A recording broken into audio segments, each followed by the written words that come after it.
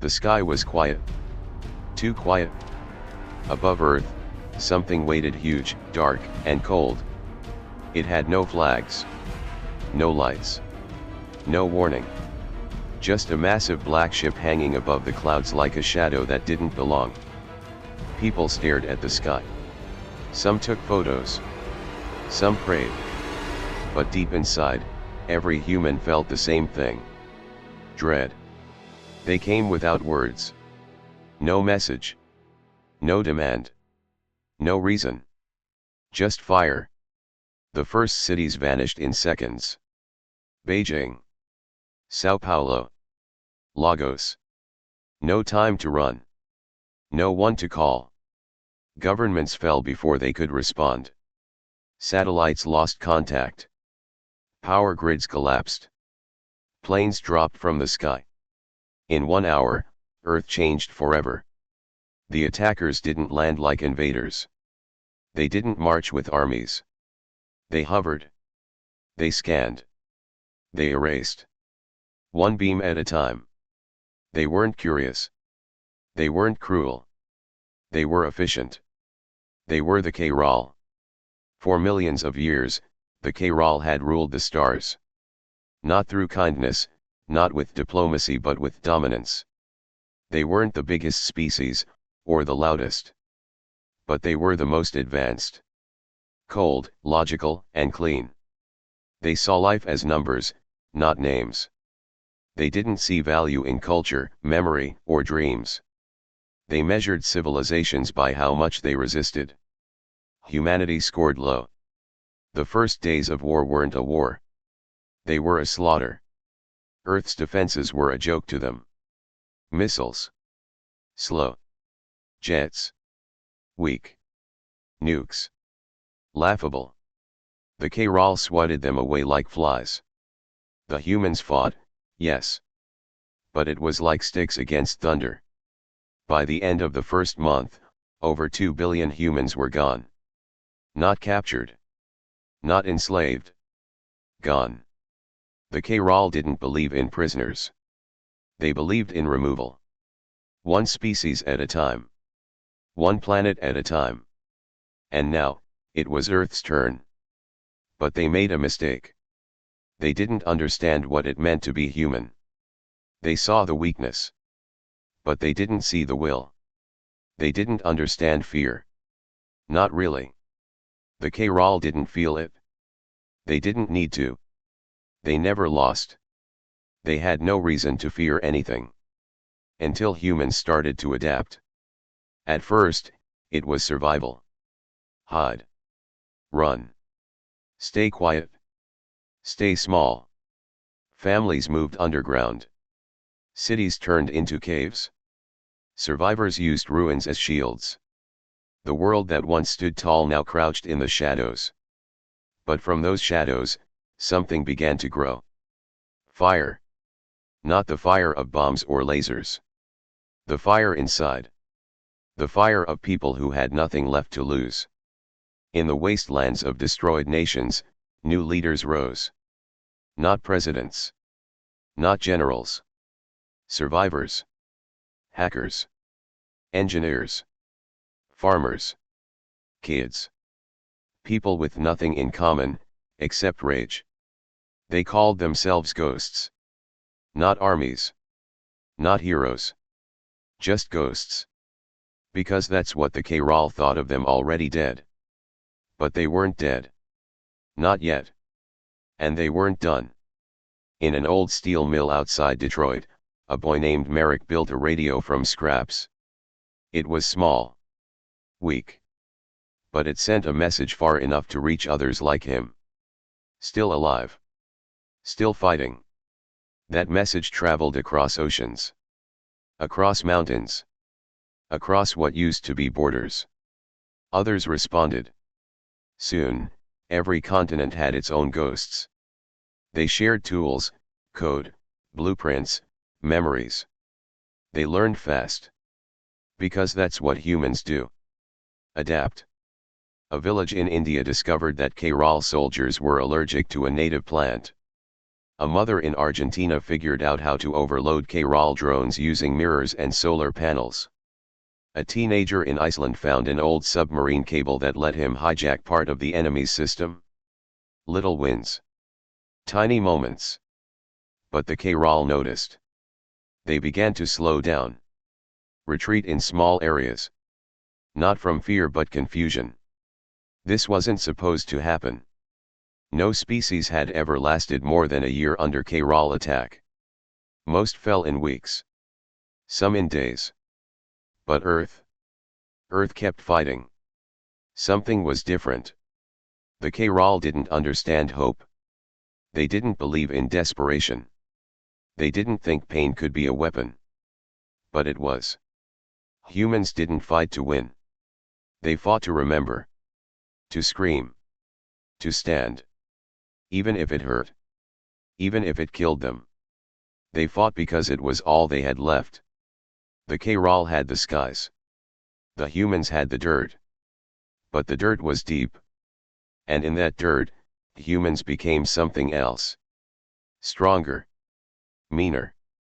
Smarter. They started to capture small enemy tech. Reverse engineer it. Copy it. Break it. Then build it again worse, but human. They learned how to jam K-RAL signals using old cassette tapes. They built EMPs using car batteries and microwave ovens. They created fake heat signatures to lure drones into dead zones. One tribe in what used to be Australia built gliders from junkyard metal and rode storms to drop acid bombs on floating carriers. One by one, K-RAL ships began to fall. Not in glory. Not in battle. In shame. In confusion. How could these primitive creatures be winning? They weren't supposed to be a threat. They were supposed to die. But now, K-RAL soldiers started to fear the ground. They refused to land on foot. Some units disobeyed orders. Some never returned. The High Command responded with more fire. But fire doesn't kill ghosts. The K-RAL didn't realize it yet. But the tide had turned. The rain didn't fall like it used to. Now, it came heavy, mixed with ash. The sky always looked sick gray, dim, bruised. Cities that once lit the world now sat in silence, half buried under rubble and smoke. And still, humans fought. In the ruins of Berlin, a girl named Isla waited beneath a collapsed subway tunnel. She was 13. Small. Quick. Quiet. She held a small device made from 3 circuit boards, a broken radio, and a car battery. It beeped softly. Isla didn't know what it was called. But she knew what it did. It made the K-RAL nervous. She had seen it work. Once, in Warsaw, she placed one near a drone patrol. The machine slowed. Then froze.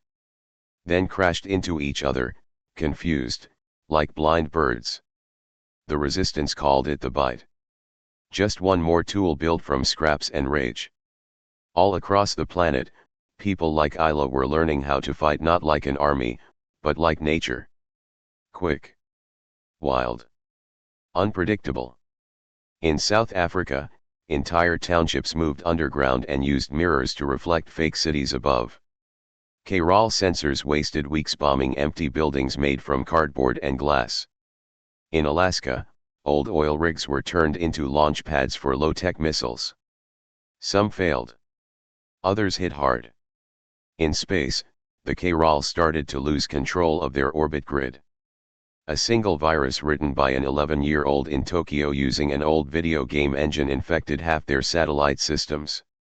The virus did one thing: it made K-RAL ships see other K-RAL ships as enemies. For the first time in history, the apex species attacked itself. Panic didn't show on their faces. K-RAL didn't show emotion. But their actions told the truth. They stopped advancing. They started defending. They built shields. They retracted scouts. They tightened their formations. Fear doesn't always scream. Sometimes it hides. Humans didn't get stronger. The K-Roll just got slower. More careful. And that gave humans one powerful gift they hadn't felt in months. Time. With time, the ghosts grew bolder. They coordinated across continents.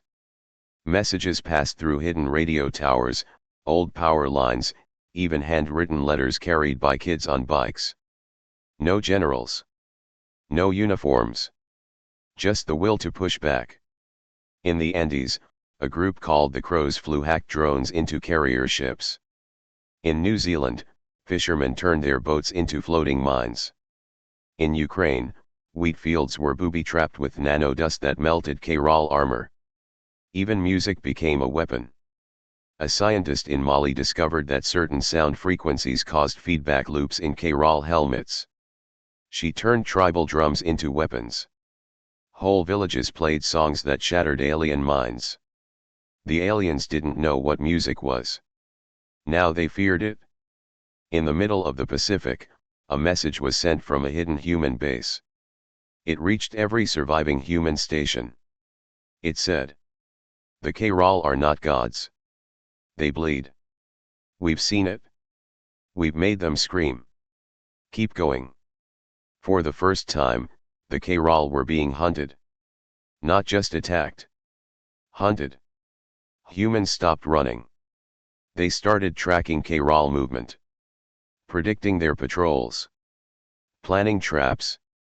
A rebel group in North America captured a full K-Roll officer alive. They studied its gear, its movements, its biology. What they found shocked them. The K-Roll were dying. Not just from attacks but from Earth itself. Their bodies couldn't handle the bacteria, the oxygen, the water.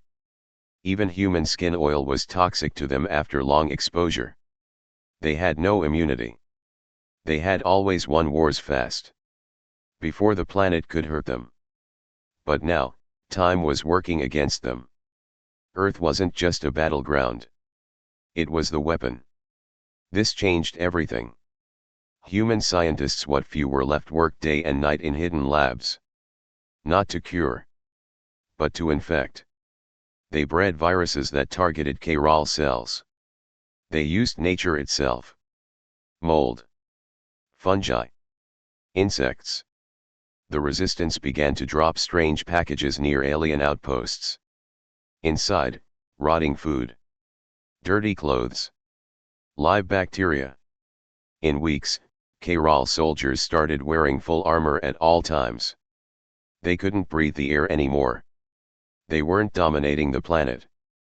They were surviving it. And Earth was not done. In the Sahara, a sandstorm destroyed 3 K-Roll harvest towers. In Brazil, the jungle swallowed patrols whole. In Canada, freezing winds damaged their flight tech. It was as if the planet had turned against them. But really it was just being what it always was. Alive. The K-Roll didn't know how to fight life. They only knew how to fight force. And humans. Humans had stopped using force. They were using chaos. Every human became a weapon. Every ruin became a trap. Every loss became a lesson. The K-Roll kept counting victories. But numbers don't tell the whole story. In the cold mountains of Norway, 2 K-Roll scouts were found frozen. Not by weather. By fear. They had refused to move. They chose to wait. That never happened before. Some say they had seen something in the woods. A human? A ghost? A child? No one knows. But after that, the K-Roll closed 13 ground stations. They left entire zones untouched. Humans called those places the Black Circles. Because the enemy was afraid to go there. The K-Roll still had ships. Still had firepower. But the war had changed. No more control. Only confusion. And that confusion would soon become collapse. Night fell on what was once New York City. The skyline was broken. The lights were long gone. No power. No noise. Just wind moving through the hollow shells of skyscrapers. Concrete bones of a fallen age. But deep below, under the ruins, something stirred. A group of humans sat in silence. 23 in total. Men. Women. Children. Dirty. Tired. Armed with homemade weapons and worn-out eyes. At the front stood Merrick. He was older now. No longer a boy with a radio. His face had scars. His hands didn't stop shaking. But his eyes burned like fire trapped in glass. He had led the resistance for almost 2 years. He never asked to. He just never stopped showing up. Tonight, they were preparing for something new. A message had been intercepted. A K'Ral command ship was coming. Not just a scout or a patrol but a capital-class vessel. A floating fortress. That meant only one thing. The K'Ral were trying to finish the war. Merrick knew what that meant. If they didn't stop that ship, Earth was done. But no human weapon could break its shields. They didn't have the firepower. What they had, was a choice. A woman stepped forward. Her name was Hannah. She was a chemist before the war. Now, she made poisons from plants. Dust from dead things. Bacteria from the human body. She opened a small black case. Inside, a glass vial with thick green liquid. It moved like it was alive. Hannah spoke quietly. We can't break their walls. But we can walk through their lungs. Everyone understood. This wasn't a missile. It was a virus. Designed from the blood of dead K'Ral. Mixed with soil, sweat, fungus, and rage. It didn't kill fast. But once it entered the bloodstream, it made the body forget how to breathe. The plan was simple. Get it on board. Let it do the rest. But someone had to go in person.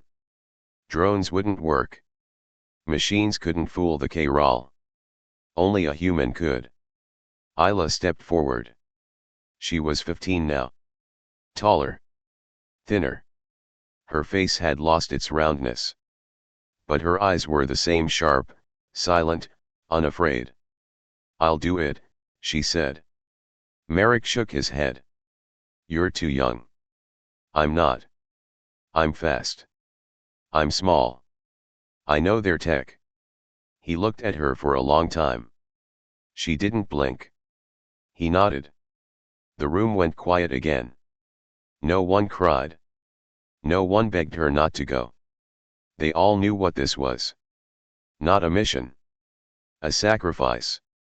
The next morning, as the sun rose behind black smoke, Isla left. She wore a suit made from salvaged armor. Not enough to fight. Just enough to pass. The K'Ral didn't recognize human faces.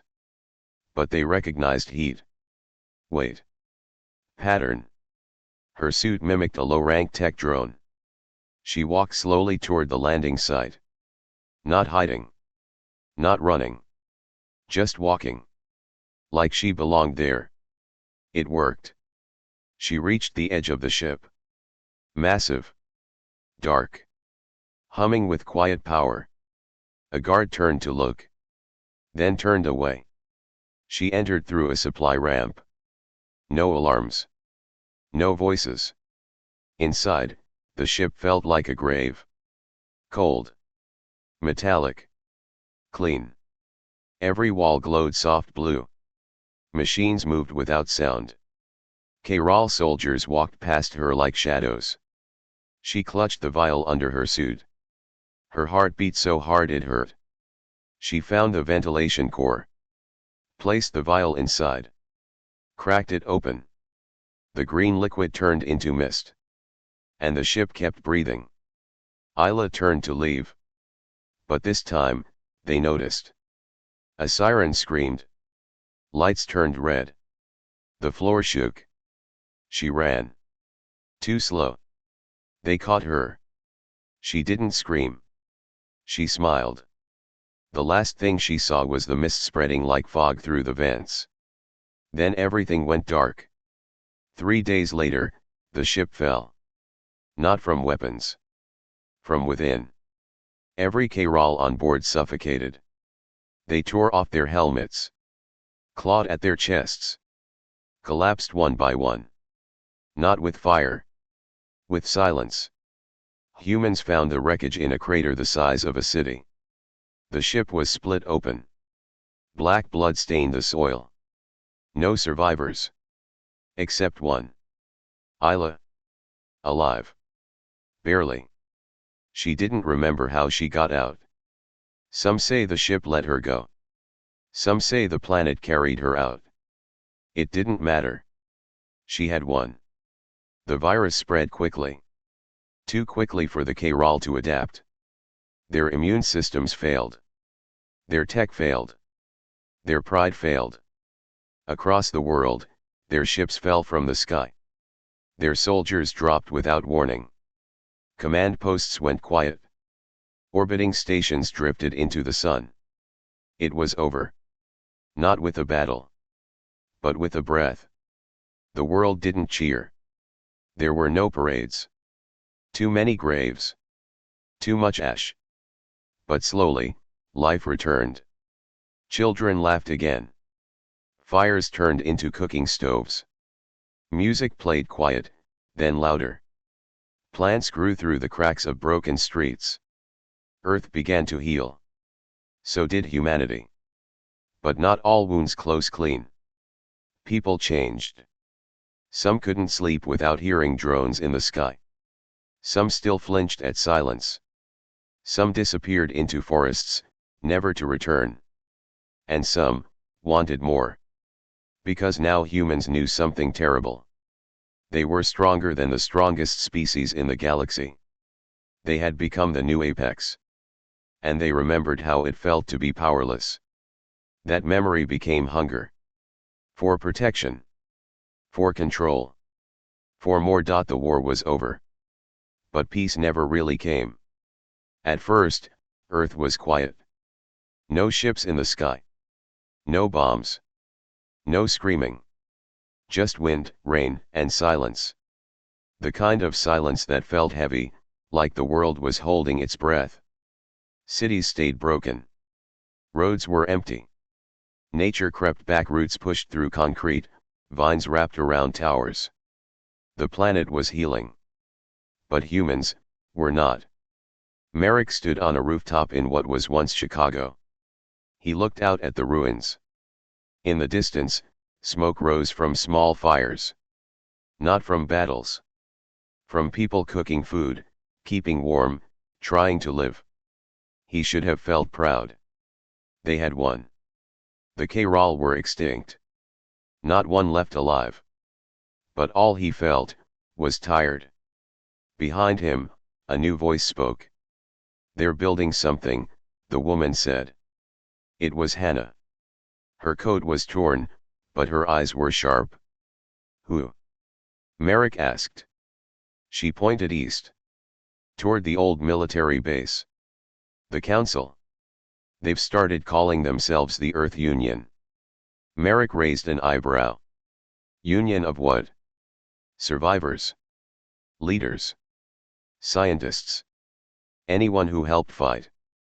"Power grabs," Merrick muttered. "They say it's for protection. In case something else comes." He didn't respond. Hannah sat beside him. "They've started rebuilding ships," she said. "Not just satellites. Actual ships. Weapons. Carriers." Merrick sighed. "We just got out of hell. And they want to fly into it." Hannah nodded. "They say if we wait, someone else will come. Another species. Another threat. This time, they want to be ready." Silence again. Then Merrick spoke. "They're afraid." "Maybe," Hannah said. "Or maybe they just like the feeling." "What feeling?" "Control." Isla was different now. She didn't talk much. People looked at her like a symbol. A hero. A living myth. But she didn't feel like one. She stayed near the forest, far from the cities. She built a small cabin with her hands. Chopped wood. Fished. Watched the stars. Sometimes, she heard ships. Not K-Rawl. Human. They flew faster now. Sharper. Made from alien tech, mixed with human design. Isla knew what they were doing. Reverse engineering the enemy. Copying what once killed them. She felt it in her bones. Earth was changing again. Not because of a threat. Because of fear. Humans didn't want to be caught off guard again. They wanted control over space. Over the stars. Over the unknown. But Isla had seen what control could do. It turned giants into monsters. And monsters into dust. The Earth Union grew fast. They didn't call themselves a government. But they had rules. Laws. Armies. Satellites. They built cities again, but not the old kind.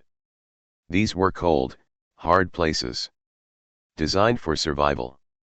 Walls, drones, scanners. Every person logged. Every resource counted. People didn't question it. They were tired of chaos. They wanted safety. Even if it came with a price. Some still resisted. Small villages, mountain clans, forest groups, they lived outside the system. Off-grid. Free. But the Union called them risks. Isla was labeled unregistered. One night, she saw a black drone floating near her cabin. She didn't shoot it. She just turned and walked deeper into the woods. No one saw her again for months. Merrick was invited to a meeting. Not asked, summoned. The Union wanted him to join the new council. They said he was a war hero. They said people would listen to him. He refused. They asked again. He refused again. That night, someone burned down his shelter. He built another. But this time, he kept a rifle close. The new human fleet left orbit on the first day of the new calendar. Year 1A.W after war. The ships weren't explorers. They were hunters. Each carried weapons designed to kill things they hadn't even met yet. They called it Galactic Insurance. But it looked like conquest. They didn't want to wait for another enemy. They wanted to find it first. Hit first. Win faster. Hannah worked in a lab under the Atlantic Ocean. She helped design the virus that ended the K-Rawl. Now, she watched as others tried to make new ones. Smarter. Stronger. Controlled. She asked, why? They said, just in case. She said, we barely survived the last one. They said, that's why we need to get it right this time. She left the lab. Vanished. People said she went to the Arctic. No one followed. There was a rumor spreading across the outer colonies, small listening posts set up by Earth's new Space Force. They had picked up signals. Strange ones. Not human. Not K-Rawl. Something else. The Union prepared to respond. Not with messages. Not with translators. With weapons.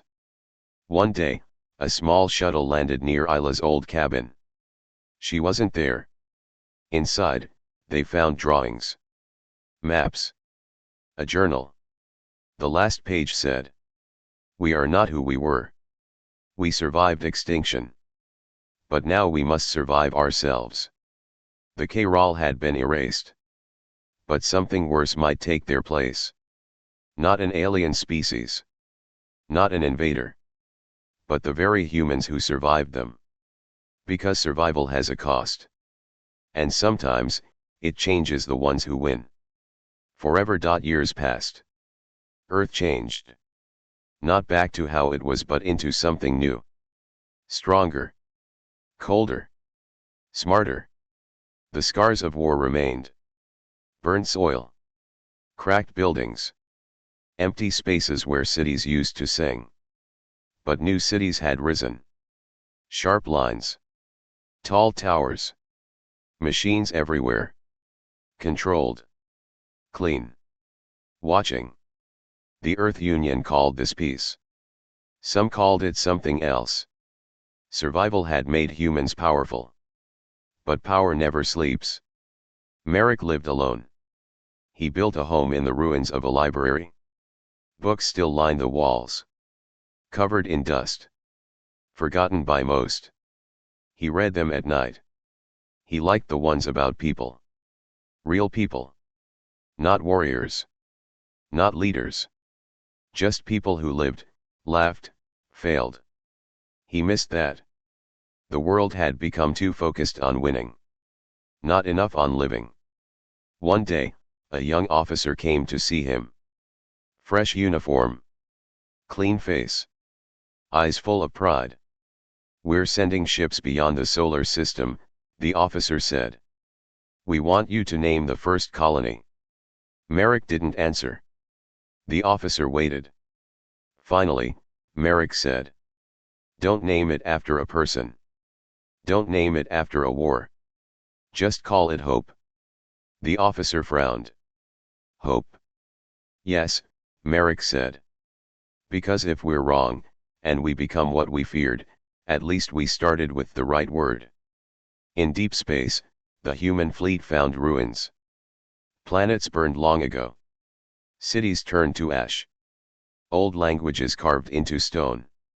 Signs of war. Signs of power. Signs of extinction. They weren't alone. Other species had once ruled the stars. All gone. No answers. Just dust.